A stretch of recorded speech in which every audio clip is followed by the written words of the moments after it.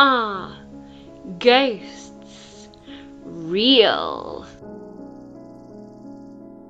Loyalty me lie, loyalty binds me. Richard III's motto.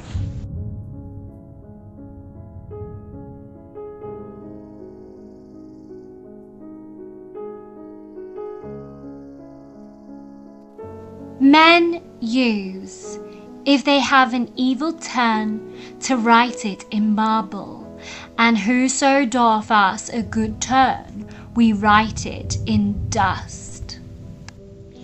Hello everyone, and welcome to another episode of Are Ghosts Real? With me, Corinne. Now this is just a history video of the history of Richard III, because my next video will be my first investigation and my first location, which I cannot wait to show you. I'm so excited to get into this, and I literally can't wait. This has been a long time coming, and I'm just very passionate about this, as you can probably tell. I mean, for me, I think the hardest thing is going to be getting rid of all the expectations that I have, and coming in with an open mind. But that is something I'm really determined to do. If I find out he really was, as Shakespeare said, then, you know, I do. If the evidence suggests that, that is, you know, what I'm going to have to go with. But if it is the other way around and he's not, then again, that's going to be amazing. So for me, it's coming in with an open mind, coming in with the fact that it might be due to propaganda, or it could be real, or, you know, I hope to find facts about him along the way that I already don't know. So it will be an amazing, I think, amazing experience all round. But anyway, if you like history, and if you like Richard III, then please don't forget to like this video and also subscribe for more, so you can find out, hopefully, more about him. Hopefully from the horse's mouth, which would be amazing if I could actually contact his spirit. That would be phenomenal. But anyway, as well, like, don't forget to leave me a comment. If you don't know what to put, just put a little ghost emoji, but it does help the algorithm out, which is amazing. And thank you guys for all your support. So I'm going to let Richard tell you his history, and I shall see you after this segment. So take it away, Richard.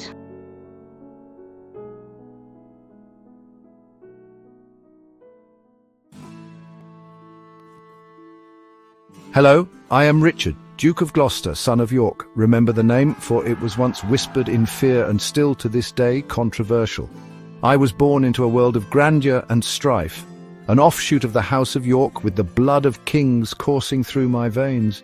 My father, Richard Plantagenet, Duke of York, was a formidable figure, a claimant to the throne of England due to his descent from Lionel, Duke of Clarence, the second surviving son of Edward III. This made his claim superior to that of the reigning King Henry VI, who was descended from John of Gaunt, Duke of Lancaster, the third son of Edward III. From a young age, I was aware of the weight of my lineage, the legacy of power and responsibility that rested upon my shoulders. We were the House of York, the white rose in bloom, the sun in splendor, yet our claim to the throne was not uncontested. The House of Lancaster, represented by the Red Rose, stood as our rivals, their ambition as keen as our own. England was a kingdom divided, and we were raised in the shadow of conflict. My childhood was far from idyllic, being brought up as a ward of Richard Neville, 16th Earl of Warwick. He is famously known as the Kingmaker.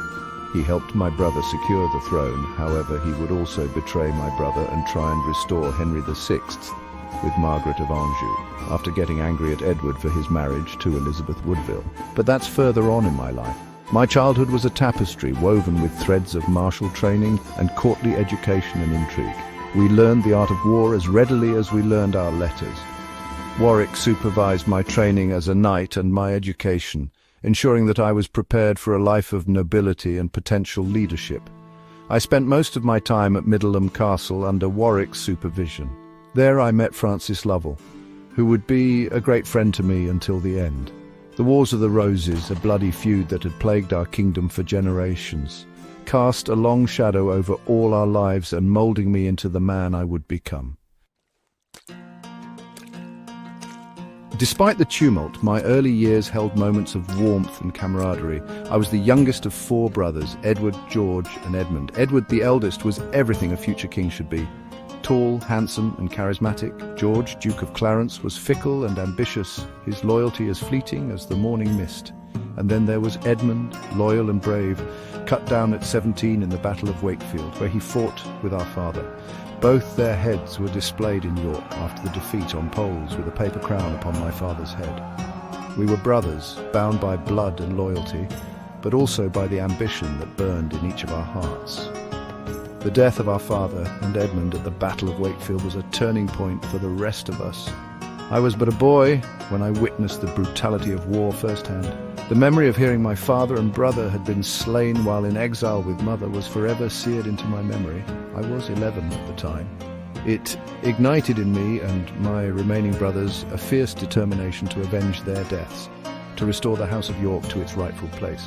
Edward, now Duke of York, assumed the mantle of leadership. He was a natural commander, inspiring loyalty in those who followed him. Warwick worked with him to reclaim what was rightfully ours, the throne of England. Under his banner, I stood proud and loyal, ready to follow my brother through it all. The Wars of the Roses were a brutal and unforgiving crucible. I fought in many battles, witnessing acts of both great courage and unspeakable cruelty. Towton, Tewkesbury, St Albans and Barnet, where I was slightly injured. The names are etched in blood on my memory. Each victory brought us closer to the throne, but each battle also exacted a heavy toll. It was during these tumultuous years that I earned my reputation as a skilled warrior, and people also said I became a great nobleman. I was known for my courage and military acumen, my ability to strategize and lead men in the heat of battle. But war, as I learned, is a fickle mistress. It hardens the heart, dulls the soul, and leaves scars that time itself cannot heal. Through the ebb and flow of war, one thing remained constant: my unwavering loyalty to my brother Edward. He was my king, my liege, and my brother and I loved him. I fought for him with every fibre of my being, believing that together we could secure the throne and bring peace to this troubled land. After years of brutal conflict, victory was finally within our grasp. The Lancastrian forces were vanquished, their king, Henry VI, a prisoner in the Tower of London. Edward, my brother, ascended to the throne as Edward IV, King of England, with the help of Warwick. The White Rose had triumphed and our family's honour was restored. As Edward took his place on the throne, I stood by his side, a loyal and trusted advisor. I appeared in Parliament, at ceremonies and council, and led the largest company in his army in the invasion of France, which did not go well. I was rewarded for my service with lands, titles and responsibilities. I became Warden of the West Marches, tasked with defending the realm against the Scots. I was also appointed Lord Protector of the North, a position of great power and influence, yet even in the heart of victory, seeds of discord were sown. The court was a viper's nest of intrigue and ambition. Alliances shifted like the desert sands, and whispers of treachery followed me like shadows. Fate, it seems, has a cruel sense of humour. When King Edward died, leaving his young son Edward V as heir, I was named Lord Protector. The responsibility of guiding the young king and my nephew fell upon my shoulders, a burden I accepted with a heavy heart. Yet whispers turned into accusations. I moved my nephew into the Tower of London before the coronation, which was a normal thing to do. They claimed I sought to usurp the throne, to steal the crown from my own nephew. The disappearance of young Edward and his brother Richard, the princes in the Tower, remains a mystery to this day. Some say I had them murdered, eliminating my rivals to secure my own claim to the throne. The truth, shrouded in the mists of time, is far more complex. For history, as they say, is written by the victors, and I, as you well know, was not victorious in the end. My reign was full of shadows. Despite the whispers and accusations, I ascended to the throne as Richard III, King of England. It was a reign shadowed by controversy, my every action scrutinized, my every motive questioned. I ruled to the best of my ability. I was committed to bringing justice and morality and making England stable. I reformed the legal system, making it more equitable for the common man. My signet registers revealed plans to improve the management of the royal estates in the north. I also came to an agreement with Queen Elizabeth and the Woodvilles, that if she accepted me as king, I would allow her and her daughters to emerge from sanctuary and provide for them. I encouraged trade and commerce, knowing that a prosperous kingdom is a strong kingdom. Yet the shadow of the princes in the tower loomed large. People spoke of me murdering my own wife, she died of tuberculosis or cancer, to marry my own niece. My enemies used their disappearance to paint me as a tyrant, a usurper who would stop at nothing to hold on to power. But was I? The seeds of rebellion were sown, nurtured by those who sought to see me dethroned. The usurper's challenge. Henry Tudor, a distant Lancasterian claimant to the throne, saw an opportunity in the unrest that gripped my kingdom. His mother, Margaret Beaufort, was a descendant of Edward III and a key figure in the War of the Roses, saying her son had been called by God to be king. Henry gathered an army, rallying those who sought my downfall with the help of his mother, who had actively maneuvered to secure the crown for her son. He landed on English soil, a pretender to the throne, and marched against me. The final battle would take place on a field near a place called Market Bosworth. It was there, on that fateful day, that my fate and the fate of England would be decided. I knew that the battle ahead would be a fight for my survival, for my legacy. I was determined to face my enemies with courage and resolve to defend the crown that was rightfully mine. Bosworth Field, the last charge. The air was thick with the stench of sweat, fear, and approaching battle. My heart pounded in my chest. The clash of steel on steel, the cries of the wounded, the thunder of hooves, the sounds of war are a symphony of chaos. I fought with the fury of a cornered wolf, my every blow fueled by defiance and desperation. My loyal followers fought bravely by my side, their courage unwavering even in the face of overwhelming odds, but I was betrayed by Thomas Lord Stanley and Henry Percy. So it was not to be. When I moved against Henry Tudor, Sir William Stanley, brother of Lord Stanley who had privately pledged support for Henry, attacked my flank. The Yorkist army melted away while I was unhorsed. I rose, my crown and helmet lost in the mud, isolated, hope all but gone. All I could hear was death calling to me. With my last breath I fought, receiving a wound to my jaw. My enemies surrounded me, their faces a mix of fear, triumph, and eyes full of hatred. I knew then that my time had come. I received 11 wounds in total. 2 of them I received after death. When they flung my naked body over a horse, they stabbed me in the backside, the ultimate insult.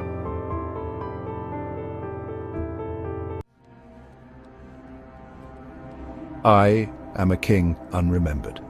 They say I was struck down in the thick of battle. Years later, stories would still be told about me. They say my body was stripped naked, my crown placed upon the head of Henry Tudor, the victor of Bosworth Field. And so my reign came to an abrupt and ignominious end. My enemies painted me as the ultimate villain, a hunchbacked tyrant who murdered his own nephews to secure the throne, but I was more than the monster they portrayed me to be. I was a warrior, a king, a man who loved my family and fought for my beliefs. History may judge me harshly, but I lived my life by the sword, and by the sword I died. Remember me as you will, but remember me.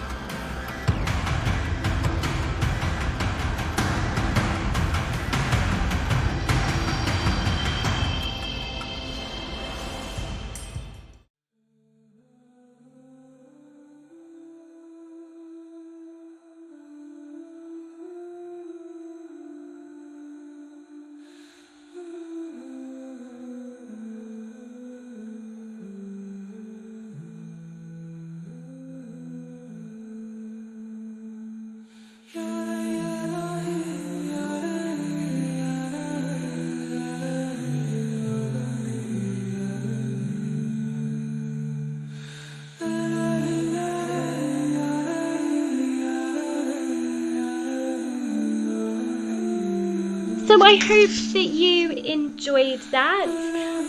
It was something different. I thought I would put this into 2 videos because there's a lot to tell about him, and I thought it'd be a bit boring if it was just in 1 video, and also quite long. So I thought, cut it up, put the history in 1 video and then put the ghost investigation and exploration in the 2nd video. So I shall look forward to seeing you guys on Saturday for the investigation. I hope you have a fantastic week, and don't forget to smash that subscribe button for me if you haven't already, and thank you so much for watching, and I'll see you guys again soon for another episode of Are Ghosts Real with me, Corinne, and thank you to all the Jester Squad.